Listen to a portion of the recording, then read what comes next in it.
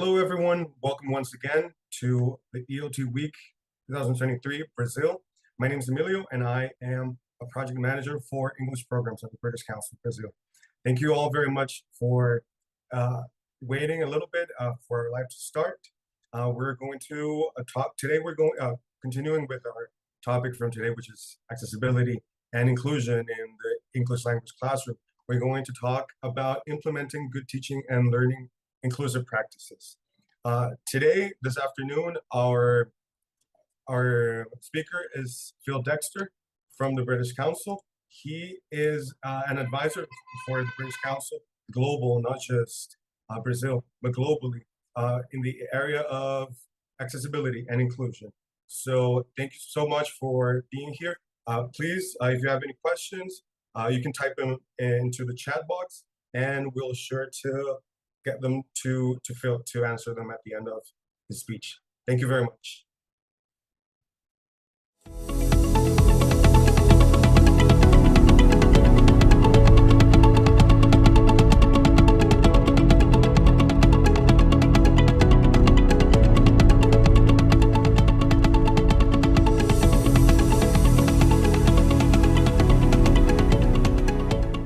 Hi there. I'm very pleased to be with you this evening, or this afternoon, as it might be in your case. I'd just like to say a little bit about myself before we start. I work for actually British Council for 30 years, mainly in teaching and training English language. But over the last 8 to 10 years, my specialization around special educational needs and supporting learners with what I would call inclusive learning and teaching. And this is a talk that I want to give today. I absolutely welcome as much interaction as possible, and of course you can put your questions or comments in the chat. And I will be available at the end of the session to answer any questions I can. So if you look at the title of the session, and it is how can teachers best be supported in addressing the challenges associated with teaching English to learners with special educational needs and disabilities. And as I say, I'd like to go through quite a number of issues, some which may be known to you, and perhaps there's a lot which is actually quite new. You can see here on the first slide there's a link to a publication on teaching English, and quite a bit of this talk is related to this research that we did into how we actually address this issue. And if you'd like to read the research in full, you can do so by going through this link. Okay, and so in any session, I like to kind of say what we're going to be doing, just so you have a good idea of that, and I think that's quite important, good practice. So the first thing we'll do is try and define our understanding of special educational needs and inclusive teaching and learning. And it would be very, very good to actually hear your view of what this means for you. Yeah. We're going to focus a little bit on something called looking at the difference between the medical model and social model thinking. And I'll explain a bit more later what we mean by this. And then we'll go into really focusing on really what I would say is the positive approaches to inclusive practices. And then we'll look at a few practical ideas based on what I call the top 10 approaches to inclusive teaching and learning. And then at the end, just briefly, there could be a lot of ideas that I hope you find interesting. But really the outcome is how can we make this happen? Yeah. And how do we do this in our classrooms and in our schools? Just to say at the beginning, I mean, I'm well aware that the concept of inclusion is very much a buzzword, And every government, or almost every government in the world, has adopted policies of inclusion, and often it's left up to teachers and schools to do it. And so this talk is really an attempt to give some ideas of how we do it. Obviously, in less than an hour, there's a limit to what we can do, but I hopefully you find enough here that will be interesting for your context. As I say, I really welcome any comments and questions at any point. I suppose let's maybe start with a kind of question. In the research that we did, we asked this question: do you feel confident that you could advise a teacher on how to work effectively with a learner with special educational needs? Now, this question was asked for teacher trainers, and I'm aware that there'll be teacher trainers and teachers who are watching this. And so I just like to ask the question for you, really. How actually confident do you feel in working with learners with special educational needs? So perhaps just think of your current situation and how confident do you feel. I'll just stop for about 30 seconds at the moment for you to kind of think about this, and this is to give you time to maybe write a question, and just, you might just say not confident at all, or you might say quite confident, or you might say I'd like to know more. Anything, yeah. So I'll just pause for a few seconds.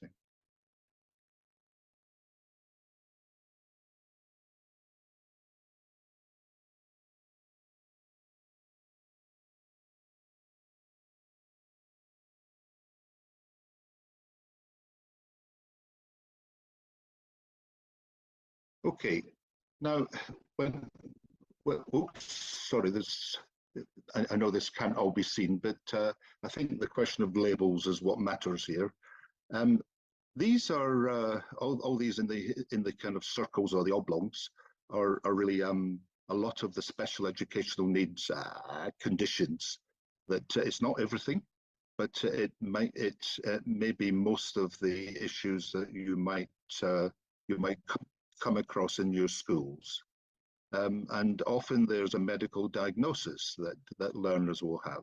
And even if there isn't a formal diagnosis, there may be some kind of diagnosis or identification. And on the left-hand side, we will see that they're what we might call the sensory impairments: physical, hearing, visual. A lot of the other conditions might be dyslexia, or it might be the autism spectrum, or it might be speech and language needs. This one in the middle, which is SEBS, in the UK, and SEBS stands for social, emotional and behavioural differences or difficulties. In the UK, we often call it SEMH, if that can be pronounced, which is social, emotional and mental health needs. And so all of these are issues that we may come across that our learners which may be a barrier to their learning.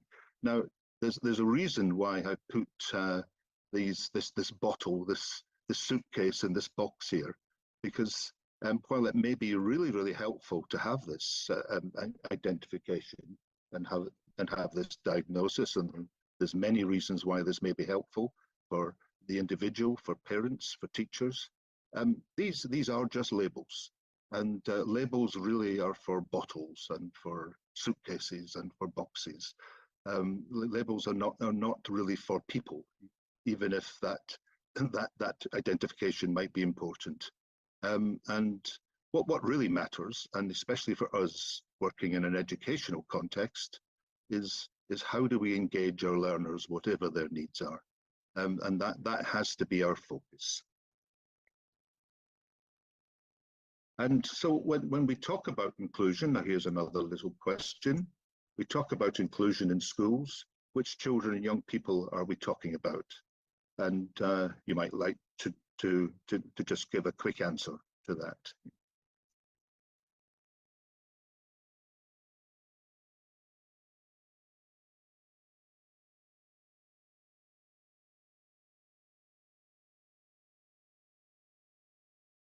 And the answer to this question is everyone. Okay, every learner matters and matters equally. And what we say in terms of inclusive practices is that all means all. Yeah, and so inclusion is not just for those who may be identified as having those special educational needs, but it actually is, inclusion is for everyone.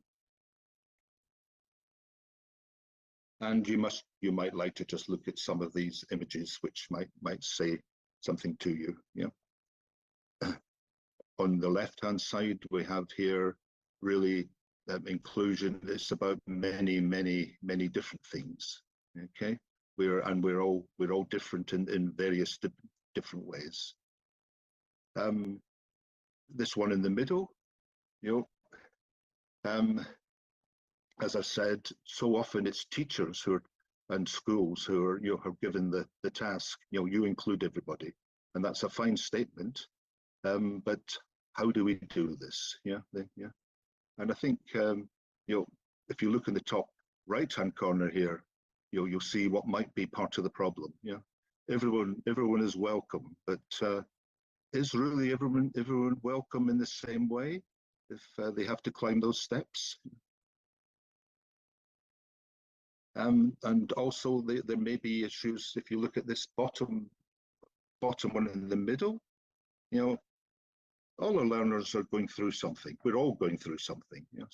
So we need to be thinking about how can we begin to change this. Now, I think very important to say right at this point is different countries and different governments are at different places in how they might address those needs. But nobody has got it right. But we all try and do things and doing the best we can. Most importantly, we have to start from where we are. So for the schools that you work in, you have to start from your context. And we're not saying that let's do inclusion and change the world in one full swipe or swoop. Perhaps we want to do just one or two things that might make a difference. Yeah, and that's the starting point. Thinking about it from a language learning point of view, what are schools for? What are schools about? And of course, at schools we do subjects. We do our mathematics. We do our languages. We do geography, history. You name it. But schools are about much more than that. And schools are really about how is it a safe space for our learners, and how is it a place where we can begin to understand the world, and how can we get those skills that we need in order to do the best we can in the world. Now, our focus here is specifically around language learning, but of course that applies to all subjects. And school's really very much about making and being with friends. It's about reason and learning. It's about understanding and explaining the world. It's about sharing ideas and feelings. But fundamentally, I'd say it's about a sense of belonging. And the more we can show that we care about our learners, I think the more our learners will be able to engage in understanding the world and understanding their learning better. And this is the case whatever their identified needs are. And here's just there's an article on teaching English and there's a book that I was very privileged to be involved in, which you can access through this link. And I think this kind of puts the issues really quite importantly. The two statements that all children have an entitlement to education and all children have a capacity to make progress are easy ones to make and to get agreement on. However, while these fundamental beliefs are common, the building blocks that create our educational landscapes, policy, infrastructure, educational culture, teaching and learning practices, society values and resources often mean that fully achieving such aspiration can at best be challenging and at worst case impossible. And this really comes back to let's not try and change the world in one fell sweep. Let's see what are there 1, 2, 3, 4, or 5 things that we can do that can really make a difference, and then build on that. Here's a little image that you might like to look at, and I would say this is a school anywhere in the world. And if you just like to see what's happening, I wonder if you recognize any of this. Of course, it's exaggerated, but I wonder if you recognize anything. What's going on what's going on in this classroom, and what isn't happening that you'd like to see happening? Yeah.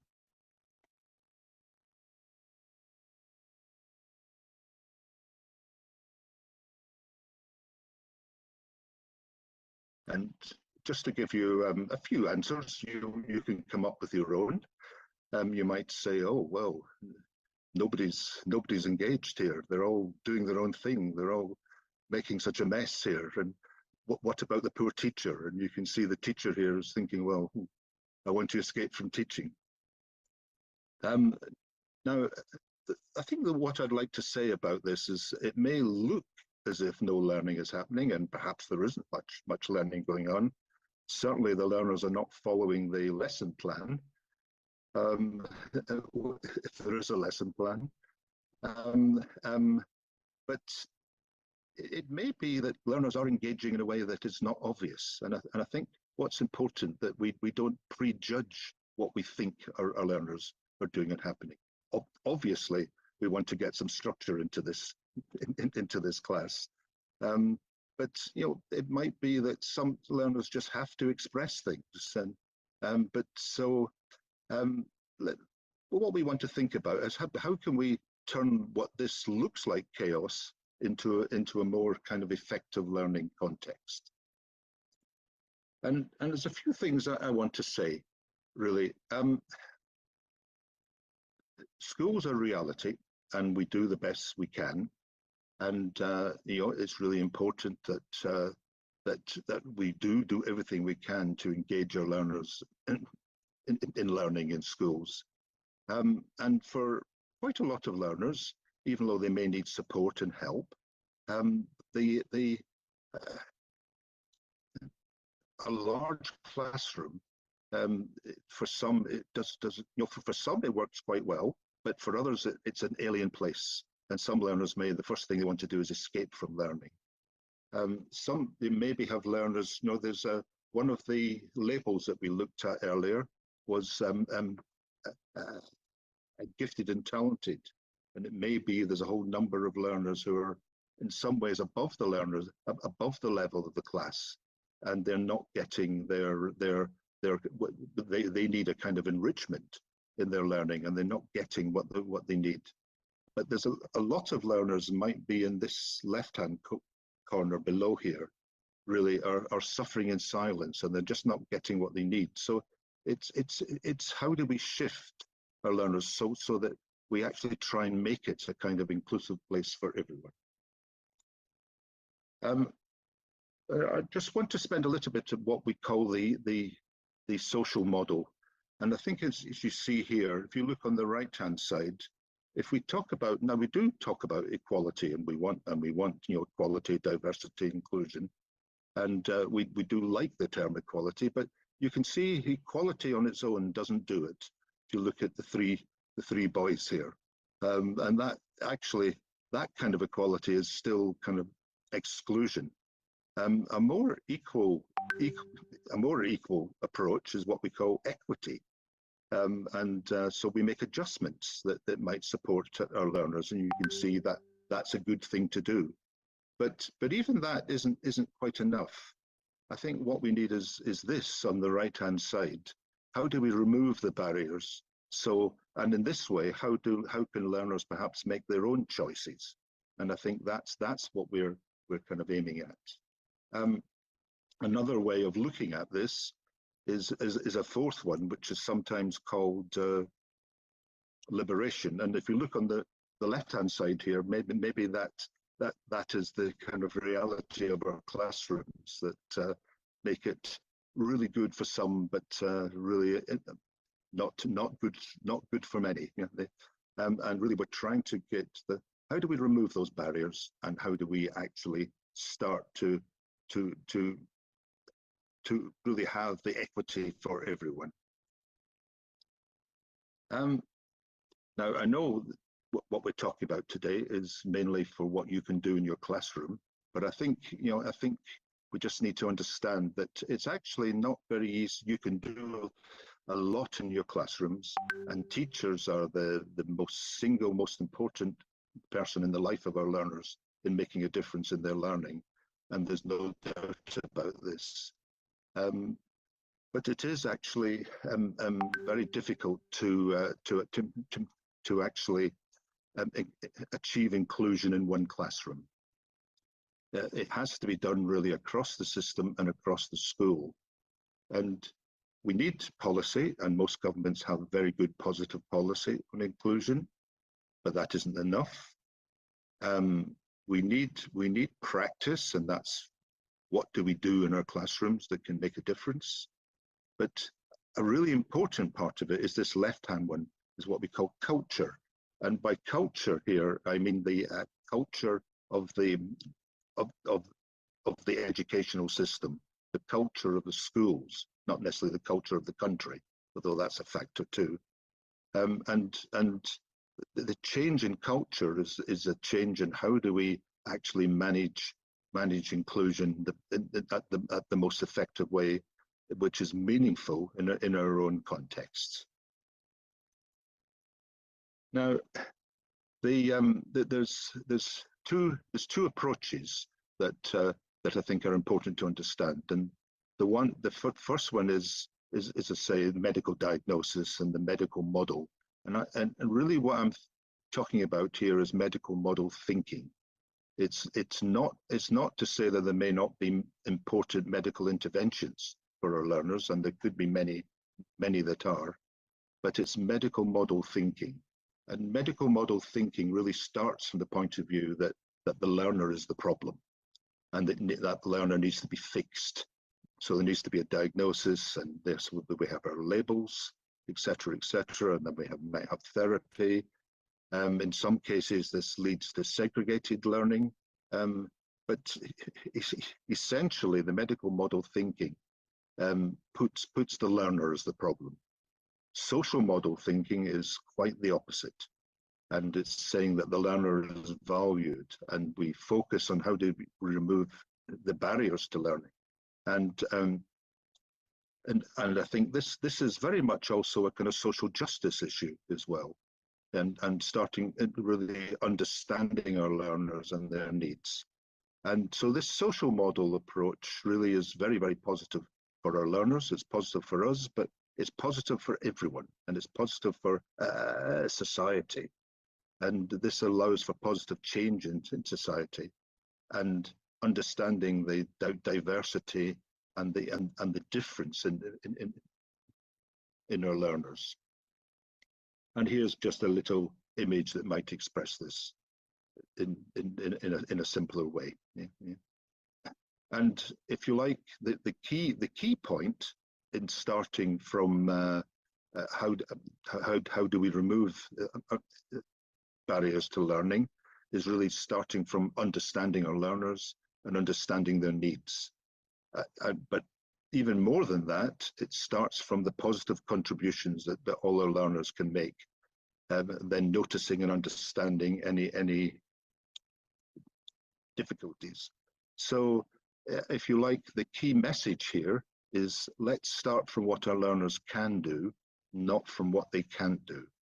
And if we build on the positive of what they can do, then we can come and try and address what their barriers might be.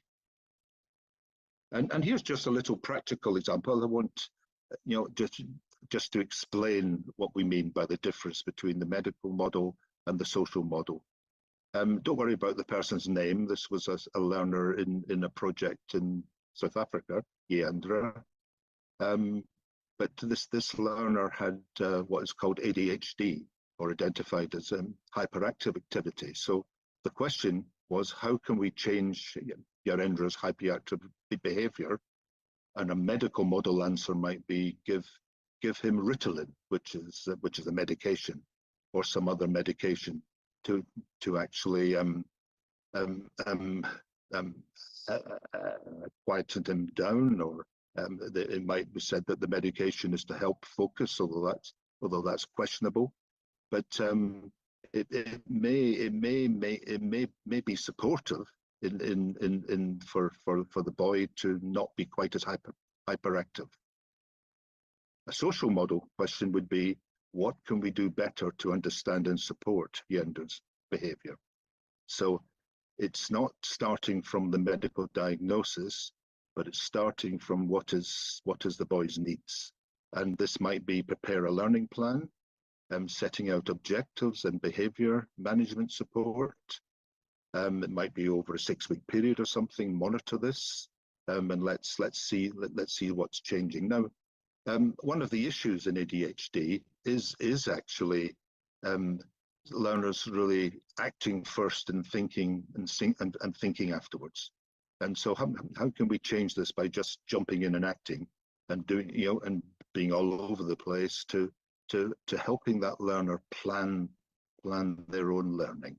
And so that's the kind of difference between the medical model and the social model. And it's really important to actually promote the difference that, as I said, there may be medical interventions that are necessary, but we as teachers have to look at educational answers and solutions. That's our job. Certainly not our job to diagnose our learners in any way, although we of course can work in support with actually professionals who do that, psychotherapists, speech therapists, all sorts of medical professionals that can actually support us. But our job is to find educational answers. And one way of doing this is just maybe a little technique is, what are we noticing of what's happening? What is working and what isn't? And of course, we want to try and get evidence-informed approaches, but we can look at, what's the learner doing well? How is she or he doing it? Does she have particular preferences and ways to work? What skills, activities, or processes seem to be working? And two approaches. Obviously we often think in the classroom, let's do a task and discover what's happening and try and learn from that. Now, for some learners, that's a great way of learning, but for many learners, they may need a much more structured approach. So, and we might do something like it's called whole to part or part to whole. So the whole to part is by starting with the big picture and then maybe working down. Part to whole might be starting with some detail and working up to a bigger and greater understanding. But again, fundamentally, let's start from what the learner can do, not from what they can't do. And as I say, if we can build our learners' self-esteem this way, by seeing that they can be successful, that they can do things, then I think that puts us in a position to look at, well, what are actually the barriers? What are the difficulties? And then we can engage with the difficulties in that way. And I think that's a more that's a way to actually support our learners, rather than starting from, it's a problem, they are a problem. Okay, now that's the kind of background. Now I've adopted an approach that I call the top 10 approaches to quality learning and inclusion, and I'd just like to go through this as a technique. And these are the 10 approaches. Now, if you just look on the left-hand side for the moment, these are 10 kind of sections. It's a kind of pie, if you like. It's a kind of pizza with different slices. And in the center of these slices are what we call quality learning. And all these elements are elements to support inclusive practices. I'd also say these are elements that are just to support good teaching and learning practices. And in the end, inclusive approaches are just good teaching and learning. So all good teaching and learning will be inclusive as well. Yeah. So the slices here, you could use different phrases yourself if you wanted, but it's about celebrating the diversity of the classroom and understanding the difference that all our learners bring. It may be about having clear and achievable, measurable outcomes. A very good approach and tried and tested in the theory of learning is, start and link with what is already known. If we can start from that, then we can build new knowledge. Removing clutter is like, what are the barriers? And just to say, I mean, what might be clutter for some learners is often if teachers talk too much, a bit like I'm talking too much, but it is a kind of presentation, so I have to here.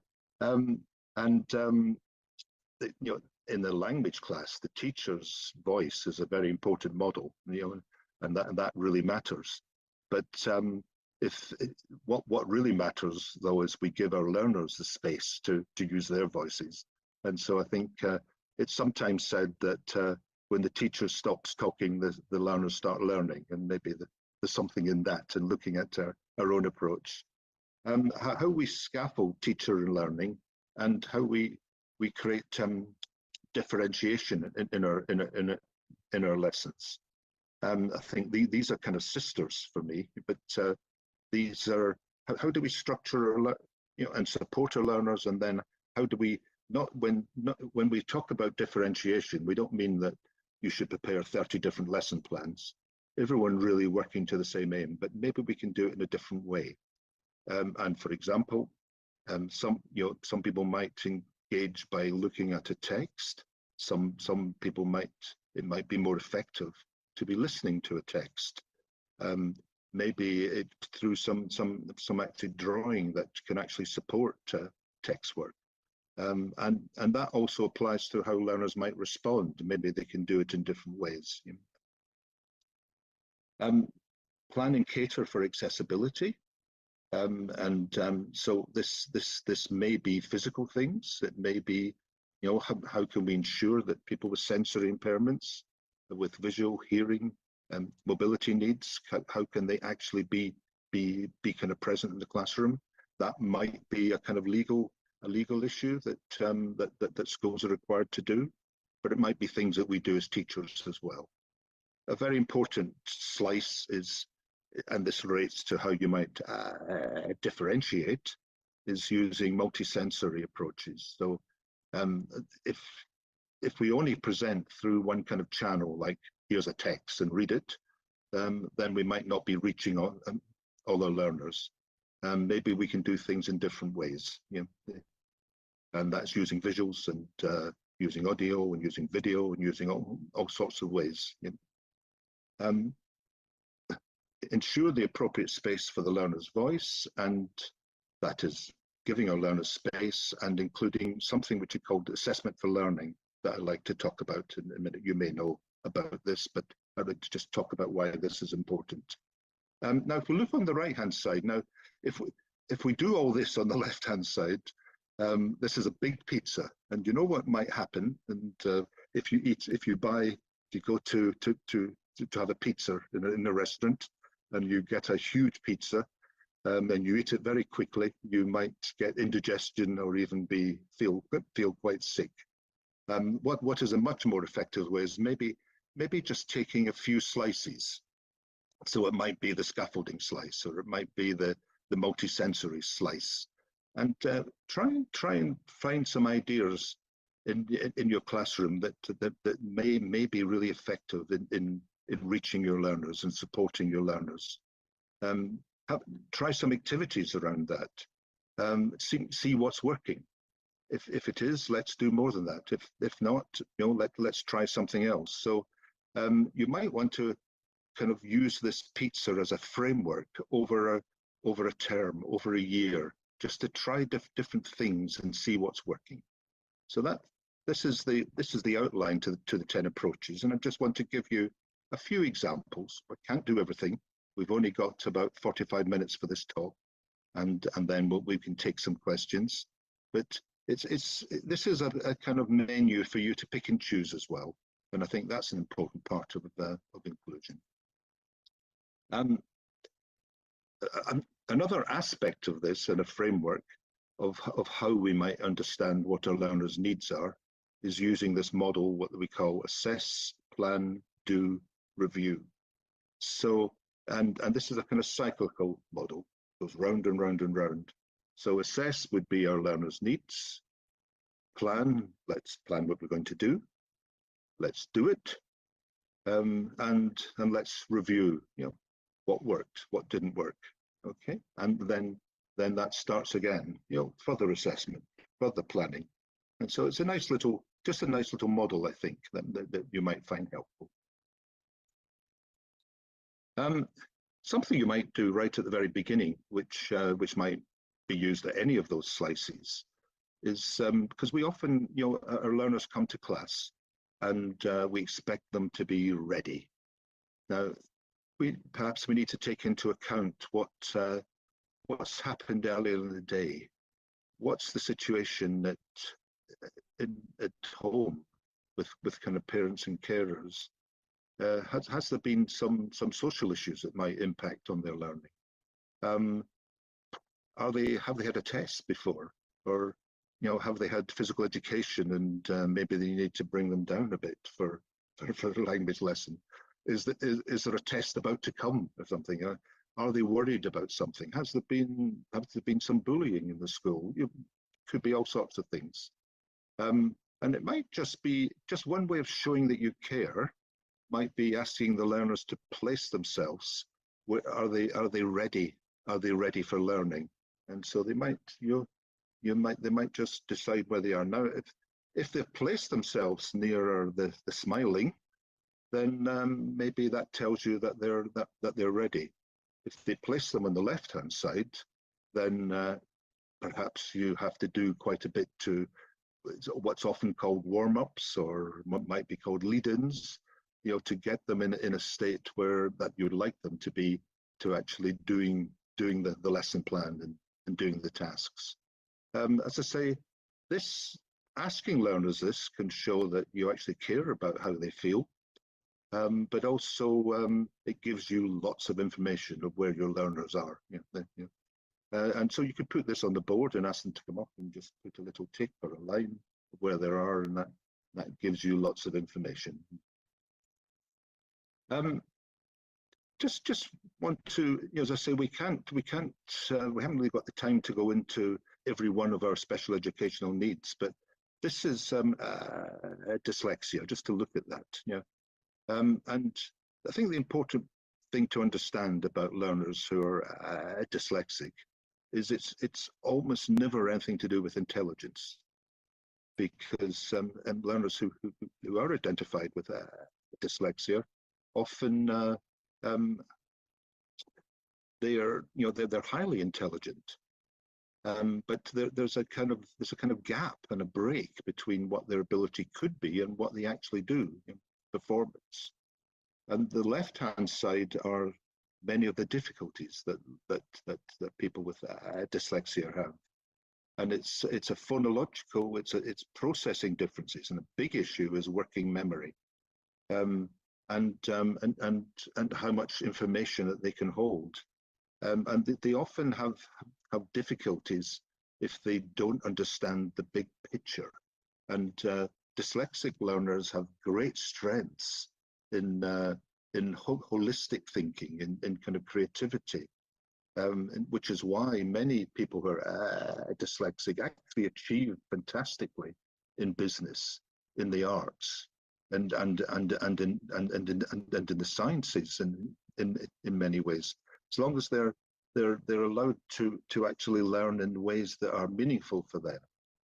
And this is where we need to look at the shift in how we might do things in our classrooms and our schools. Just like to give you a little practical example, which is a personal one. Some time ago, I was I'm actually in Italy at the moment, but on holiday. But some time ago, I was doing some work with the British Council in Milan, and I was doing some training like this. And I arrived in Milan and arrived at my hotel, and my the British Council project manager that I was working with, quite kindly, she thought, was to leave me some maps about how I'd find my way from from the hotel to the British Council office. Now, I don't actually think I am dyslexic, but I do have some of the challenges associated with them. And one of them has always been I struggle with maps. The maps to me are abstract. And now what I needed was this. I needed my visual clues, and I needed to walk it from. It wasn't very far, and I could do that. I had to walk it from the hotel and get my clues and reach the British Council. Now, what I think is interesting here is now this is what I did, and I achieved I found it. When I did that, I could go back to the map, and then the map made sense. And so what this is about is so often why learners struggle, whatever their identified needs are is because the learning seems to be abstract and therefore meaningless. What this did to me was make that learning meaningful. And that's what we have to work towards. How do we make it meaningful for our different learners? And just one you just might to look at, that might explain really what dyslexia is, because dyslexia isn't a reading and writing problem. It's a difference in how information is processed. It's often expressed through reading and writing because our schools are so much focused on kind of linguistic understanding. But it's so it's understanding the difference in our learners rather than the difficulties. And how do we get rid of that T? That's the big thing. From I can't do it to I can do it. Okay, and then here's just some other facts about dyslexia.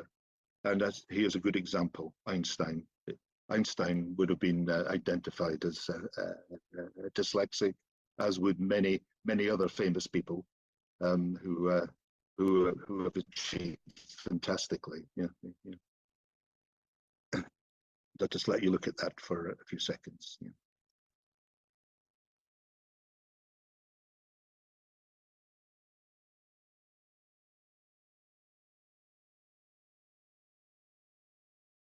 And you may have questions that you want to ask about this, and I'd be very happy to answer.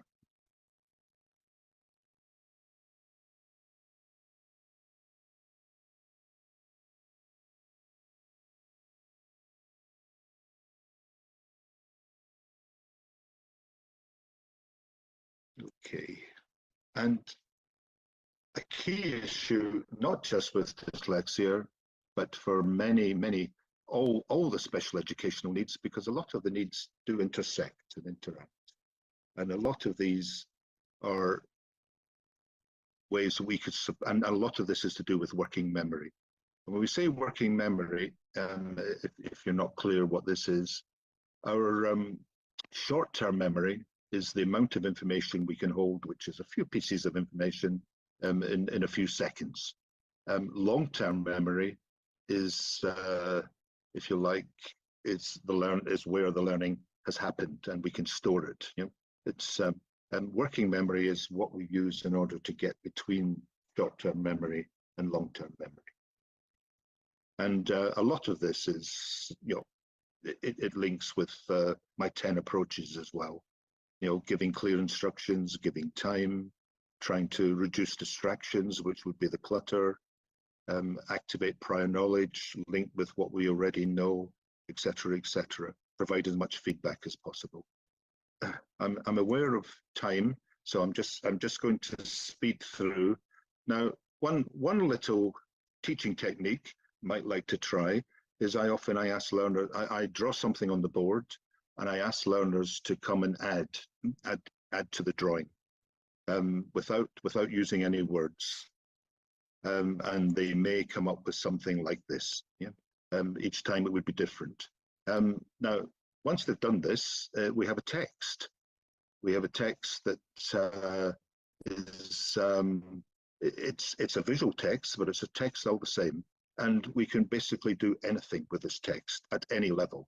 It might be vocabulary, so it might be name what you see. It might be if you think this is a house on the bottom left here. It might be if we have a lesson on house, we might go into different rooms. So there might be not just the vocabulary we see, but the vocabulary that could be there. So what's in the living room? What happens there? What's in the kitchen? What's in the bathroom? Whatever. The moment you ask the question, when did this happen? Is it last week? Is it now? Is it next week? We can work with any tenses. Of course, we can do stories. We could do dialogues. So now, all of this you can do with a course book if you're using a course book, or with your lesson plan. But I would say this is, you might like to think of the question, well, is this activity an inclusive activity, and why is it? And that's a question I'd like to put to you, and you might like to put something in the chat on your view on that. I will come up with an answer just now and say I think it's inclusive because it allows all the learners to engage, and quite a number of the learners will come up and do their drawing. Through this, we're going to work on working with text, whether it's through stories or whether it's through writing a few questions, and you might want to use it to work with WH questions, who, what, when, why, where. But it might be that for some learners, they really have to engage through the visual, and then they work to the text. While others might be quite happy to start with the text and then work with these visuals as well. Now, one of the big things about learners with special educational needs is that any or all our learners, that what will work for learners with special educational needs will also work for all learners. And so I think that's the way that we actually engage with everyone. Something we use in the UK, and I'm not trying to say that what can be done in the UK is applicable in your context, because I would never say that, but it might be something that you might find helpful. And this is something that we call individual education plans. So if there is an issue of concern of a learner, we might set up something like this. We might have some targets to achieve. What would be the kind of criteria? What resources might we use? And what might the outcome be? It's a way of kind of structuring the support for our learners. And in the UK, as parents and the individuals are also involved in giving their views and comments on this, because is this something that also could be done outside the school in terms of supporting learners? It's just one idea, and you may do something like this anyway and do it in a different way, and that's fine. I just very, very quickly want to go through what we call assessment for learning and why this matters. And if you look at this the class all year long, I've taught each of you to learn at your own pace and your own style. I've set goals for you, and you do things individually, and we've had lots of fun, etc., etc. Here's a standardized test. And so that kind of standardized testing can kind of laugh at inclusion, because and I think you may have seen this before. One test for everyone is not equality and is not equity. So how do we do something that might actually promote learning, rather than just ask all these animals to climb that tree, which is impossible, which means the test is impossible. You might want to ask questions like this: what am I learning today? Why am I learning this? How will I know that I've learned it? So learners can ask those questions. Maybe there's all sorts of questions we might get the learners to think about their own learning, as you see on the left-hand side here.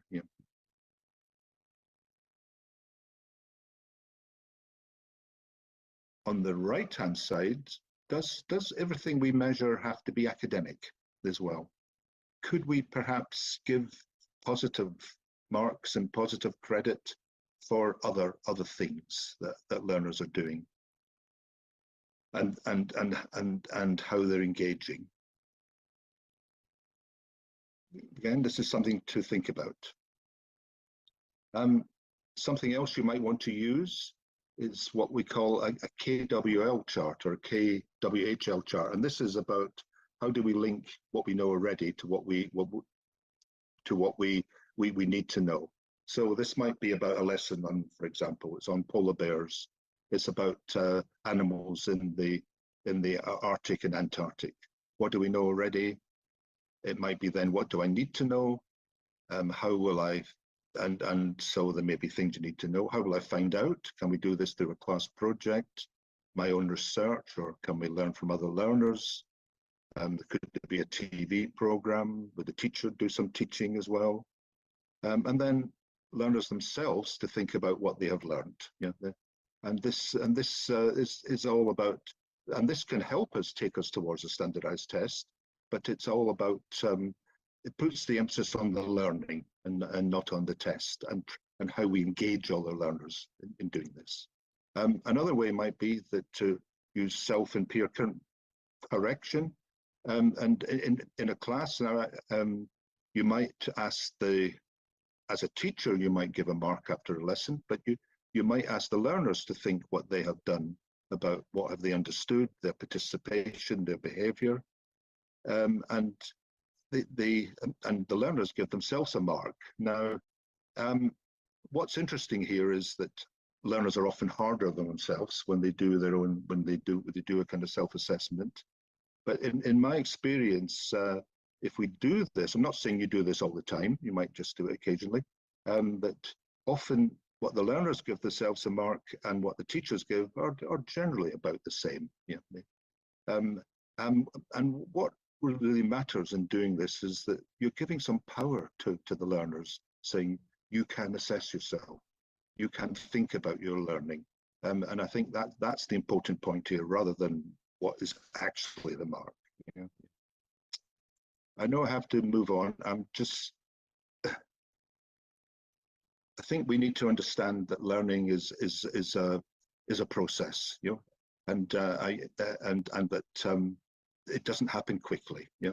And here we have an image. I taught Stripe to whistle. I don't hear him whistling. I said I taught him. I didn't say he learnt it. And I think that as teachers, we need to understand that we can teach something, but the process, and for some learners, it just takes longer. Obviously, technology really matters, and this has made a difference in everything we do. And the more we can use technology and assistive technology, that can give learners much greater choices. A little phrase really is, I think, is quite important. If you always do what you've always done, you always get what you've always got. You know, so if what you're doing is working, then continue doing it. If it's not, then we need to try something else. Yeah. This is just something to think about. We won't spend time on this because we haven't got the time to spend on it. But it might be a way of getting feedback from learners. Just so we've had a session, we've had this session. Are there 3 things you remember? Are there a couple of things you might want to use? Is there something that surprised you, or any other questions? Yeah, it's just a technique. 3, 2, 1 might be a way of structuring thinking and feedback on a lesson. And this is just to show you that inclusion is about, it really needs to be done across the school. So that means teachers working together, and it means support from head teachers and school leadership, of course, as well. It's about evaluating everybody, and it's changing the way we do things. And essentially, inclusive practices is about perhaps changing the way we do things and shaking up what we do in the classroom. I realize I'm just going to finish with a little final thought to end this session. Yeah, a woman dreamed she walked into a brand new shop in the marketplace. What do you sell here? She asked. Everything your heart desires, was the reply. Hardly daring to believe what she was hearing, the woman decided to ask for the best things a human being could wish for. I want peace of mind and love and happiness and wisdom and freedom of fear, she said. Then as an afterthought, she added, not just for me, but for everyone on earth. The salesperson smiled. I think you've got me wrong, my dear. We don't sell fruits here, only seeds. And so I hope in this session I planted a few seeds that you can then work with. And I'd just like to say thank you. That's if you'd like to contact me, and that's my email address. I also manage a magazine you might like to look at, and that's the link to that. But I'm very happy to answer any questions and respond to any comments you have in the session. Thank you very much.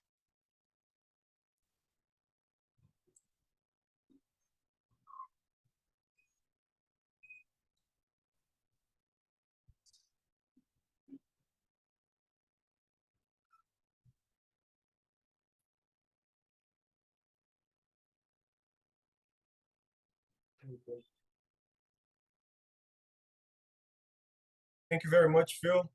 We appreciate your time. We do have a few questions from the audience on YouTube. The first one is, how can I promote inclusion even in a school that doesn't provide support for this particular approach? Okay. Okay, I mean, that's a very, very big question. And of course, I understand that, inclusion is a challenge everywhere, and, as I think, as I said at the beginning, we have kind of policy in lots of countries to say that we should be inclusive, and then at schools are asked, well, do it. Yeah, so I mean, very difficult to answer in this short talk. But I think the important thing is that start somewhere. Just try something. I mean, I offer my 10 approaches as a kind of framework, but I think nobody's got the answers. Although some people are further along the journey than others. There's no door that says we have achieved inclusion, because it's always going to be ongoing. So I think the only way of doing it is doing it, and start, and just try one or two things and just see how that works. If that's working, do more of that. But but I've also said, let's try and focus on what the learners can do rather than what they can't do. And I think we have to work together and share and just see what's happening. And I think that's our journey. Amazing, perfect. And another question: a student with vision impairment and a student with ADHD, for example, have different needs. How can a teacher be prepared to accommodate everyone within the classroom? Yeah, well, again, that's part of the challenge. That it's while our aim is to try and be inclusive for everyone. I think maybe we have to realize we have to be realistic, and we can't actually be fully inclusive for everyone all the time. Let's see whether we can be inclusive for most people most of the time. And I think that's but they may be looking at things rather than looking at the kind of medical problem, it's visual impairment or it's ADHD. Again, it's let's look at the learner, and what seems to be working. There may be, if there are ways that we might be able to use audio with a visual impaired learner, which might also be very helpful for somebody with ADHD. So again, as I said, I mean, I think my main point in this talk as well, yes, let's understand the medical needs, and I don't deny that that's really, really important. But as teachers, we need to look at educational solutions, and so it's really trying to understand our learners and what might work. I mean, obviously, if we had longer, we could go into what this actually, look at lots of examples of this. But I think that's the starting point. That understand our learners and what might work. Excellent. Well, thank you very much. And I think using that term "might" is actually very, very important. Yeah. Amazing. Well, thank you very much. We know it's really late in Italy right Yeah, now. So we appreciate yeah, your yeah, time. yeah. It's 8 o'clock in And the evening, and I will have to go, unfortunately. But if anyone wants to send me an email, that would be very happy to answer. absolutely. Well, Yeah, thank you very much. Thank you, everyone in the audience who watched this amazing session on implementing good teaching and learning inclusive practices. I just wanted to remind you guys that we had a session on accessibility earlier today with Raquel Ribeiro, which you can still watch on this very channel. And we will also have another session at 5 p.m. Brazilian time, which will be about teaching English to students with vision impairments.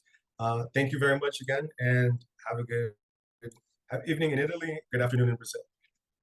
yeah. All the best to everybody. Thank you. Thank you.